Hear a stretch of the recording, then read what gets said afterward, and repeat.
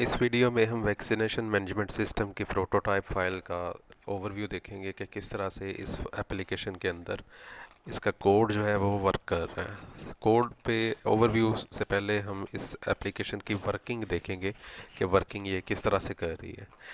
जब इस एप्लीकेशन को रन किया जाएगा तो होम स्क्रीन आएगी। होम स्क्रीन के ऊपर जो है यहाँ पे टाइटल हमारे पास लिखा हुआ है वैक्सीनेशन मैनेजमेंट सिस्टम, जो कि इस प्रोजेक्ट फाइल का हमने नाम रखा हुआ है vaccination management system.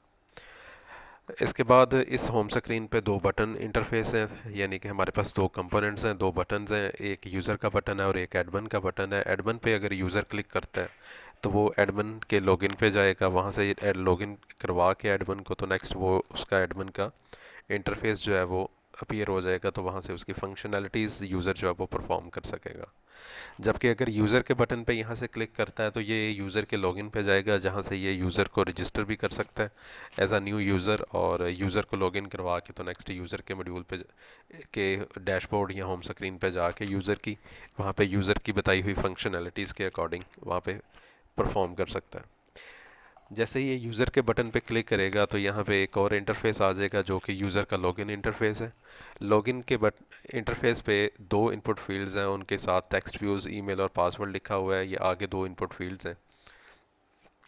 Input fields में यहाँ पे ईमेल के सामने ईमेल ऐड करेगा यूज़र, और पासवर्ड के सामने पासवर्ड ऐड करेगा।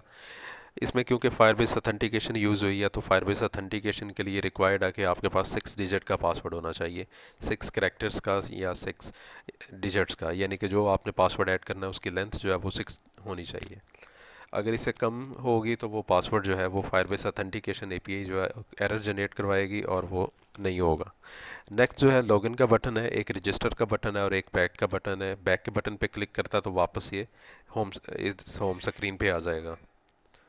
और अगर लॉगिन के बटन पे क्लिक करता है तो लॉगिन के बटन पे क्लिक करने से पहले इसको ईमेल और पासवर्ड ऐड करना होगा, और अगर ये रजिस्टर के बटन पे क्लिक करता है तो ये एक और यूज़र की रजिस्ट्रेशन एक्टिविटी पे ले आएगा। अब यहाँ पे यूज़र ने अगर रजिस्टर करना है तो वो यहाँ पे name, user name, address, mobile, email और पासवर्ड जो है वो ऐड करेगा।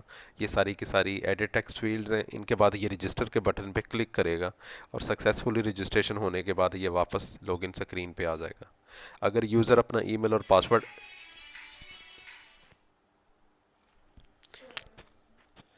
और अगर यूज़र यहाँ पे ऐड कर देता है ईमेल और पासवर्ड और लॉगिन कर देता है तो नेक्स्ट ये फर्दर प्रोसीड कर लेगा।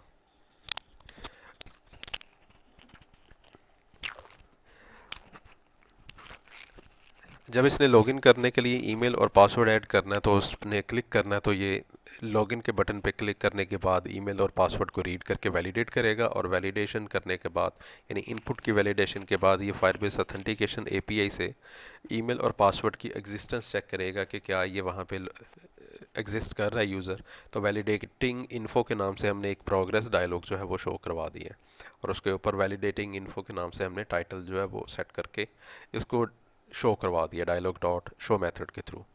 जैसे ही ईमेल और पासवर्ड जो है वो वेरीफाई हो जाएगा ऑथेंटिकेशन के अकॉर्डिंग, तो नेक्स्ट ये है लॉगिन स्क्रीन यूज़र के मेन डैशबोर्ड पे ले आएगा, यानी यूज़र की मेन स्क्रीन पे ले आएगा, जहाँ पे इसके पास फंक्शनैलिटीज़ थी प्रोटोटाइप के लिए कि ये अपने चिल्ड्रन या अपने फैमिली मेम्बर्स जो है वो ऐड कर सकता है, उनको व्यू कर सकता है, और उनके अकॉर्डिंग ये अपॉइंटमेंट वैक्सीनेशन की अपॉइंटमेंट रिक्वेस्ट जो है वो भेज सकेगा एडमिन को। और उसके लिए हमने यहाँ पे इंटरफेस दिया है कि अगर ये चिल्ड्रन लिस्ट पे क्लिक करता है तो यहाँ पे ये इसको लिस्ट अपीयर हो जाएगी रिसाइकलर व्यू में।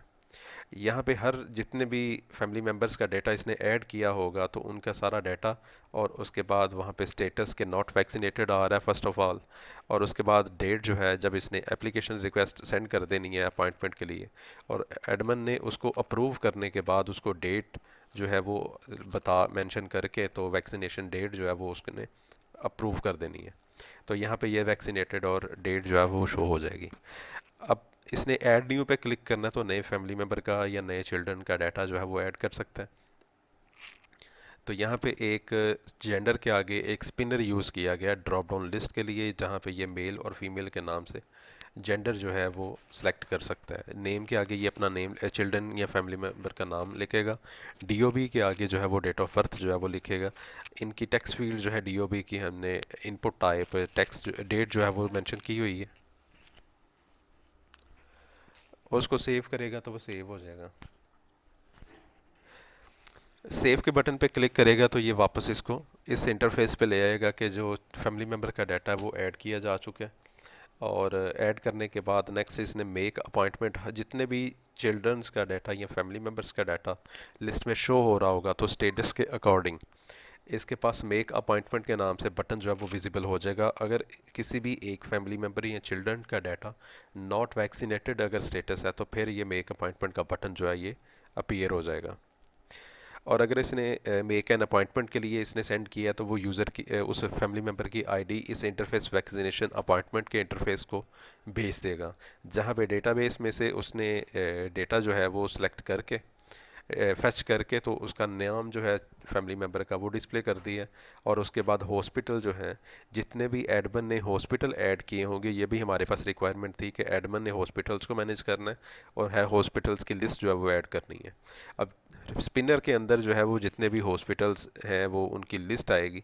नेक्स्ट लिस्ट आने के बाद जो है वो रिक्वायर्ड हॉस्पिटल को सिलेक्ट करेगा। सिलेक्ट करने के बाद रिक्वेस्ट के बटन पे जब क्लिक कर देगा तो वो रिक्वेस्ट जो है वो सबमिट हो जाएगी और मूव करके इसको अपॉइंटमेंट्स लिस्ट पे लेके आ जाएगा। अब अगर तो रिक्वेस्ट जो है वो वैक्सीनेशन की रिक्वेस्ट जो है वो अप्रूव कर दी है या पेंडिंग है तो उसके अकॉर्डिंग ये स्टेटस अप्रूव्ड और पेंडिंग जो है वो अपीयर हो जाएगा। जब रिक्वेस्ट पेंडिंग होगी तो डेट का फील्ड जो है वो खाली होगी और स्टेटस जो है वो पेंडिंग शो होगा। जब अप्रूव कर दी जाएगी तो डेट के साथ उसने उसको अप्रूव कर देना, तो अप्रूव के साथ यहाँ पे आ जाएगा। अब वापस आते हैं एडमिन के लॉगिन पे। तो जब एडमिन के लॉगिन पे क्लिक करेगा तो हमारे पास ईमेल और पासवर्ड के नाम से दो फील्ड्स होंगी।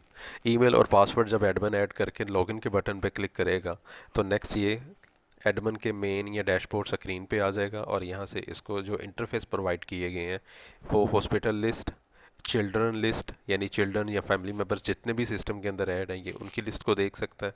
हॉस्पिटल्स लिस्ट पे जब क्लिक करेगा तो जितने भी इसने हॉस्पिटल्स को मैनेज किया है यानी इसने ऐड किए हुए हैं उनको वहाँ पे इसको ऐड करने के लिए इंटरफेस और जितनी भी ऐड है सिस्टम के अंदर या एप्लीकेशन के अंदर उनकी लिस्ट को ये देख सकेगा।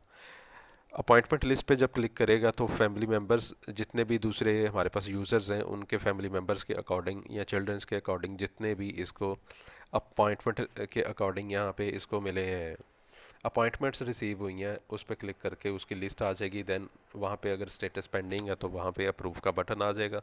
अप्रूव के बटन पे क्लिक करके नेक्स्ट ये फर्दर मूव कर सकता है। अब इसने अगर सेलेक्ट कर लिया है हॉस्पिटल लिस्ट का बटन तो यहाँ पे हॉस्पिटल जितने भी सिस्टम के अंदर इसने सेव किए हैं वो अपीयर हो गए हैं। अब हर हॉस्पिटल को सेव करने के लिए इसने ऐड न्यू के बटन पे क्लिक करना है। तो जब ये क्लिक करेगा तो ये न्यू हॉस्पिटल के इंटरफेस पे आ जाएगा। यहाँ पे ये हॉस्पिटल का नाम, कॉन्टैक्ट और एड्रेस ऐड करके सेव के बटन पे क्लिक करेगा तो ये वापस उसको हॉस्पिटल लिस्ट जहाँ पे मैनेजमेंट यानी कि लिस्ट जहाँ पे उसको डिस्प्ले हो रही है वहाँ पे आ जाएगा और हर हॉस्पिटल के आगे डिलीट का बटन है जिस पे क्लिक करके ये सिस्टम में से या एप्लीकेशन के डेटाबेस में से इसको डिलीट कर सकता है। अब जैसे ही इसने नेक्स्ट वापस आना है तो ये जितने भी चिल्ड्रन की लिस्ट डेटाबेस के अंदर सेव है ये उसको डिस्प्ले करवा देगा। और अगर इसने रिक्वेस्ट जितनी भी आई होंगी वो अगर हमारे पास जो अपॉइंटमेंट लिस्ट का बटन है उस पर क्लिक करने के बाद ये यहाँ से लिस्ट इसको अपीयर हो जाएगी। अगर तो स्टेटस पेंडिंग है तो इसको अप्रूव का जो बटन है वो अपीयर हो जाएगा और अप्रूव के बटन पे क्लिक करने के बाद नेक्स्ट ये फर्दर प्रोसीड कर सकता है। अब अगर इसने अप्रूव के बटन पे क्लिक कर दिया तो ये नेक्स्ट अप्रूव अपॉइंटमेंट के एक इंटरफेस एडमिन के पास जिस पे आ जाएगा और वहाँ से ये डेट एंटर करके तो वहाँ से इसको अप्रूव के बटन पे क्लिक करेगा तो इसका स्टेटस जो है वो ऑटोमेटिकली स्टेटस जो है वो पेंडिंग से अप्रूव्ड हो जाएगा और डेट जो उसने असाइन की होगी वहाँ पे उसके साथ शो हो जाएगा और अप्रूव का बटन जो है वो डिसअपीयर हो जाएगा। तो ये इस एप्लीकेशन का इंटरफेस का किस तरह से काम करेगा ये इस एप्लीकेशन का था।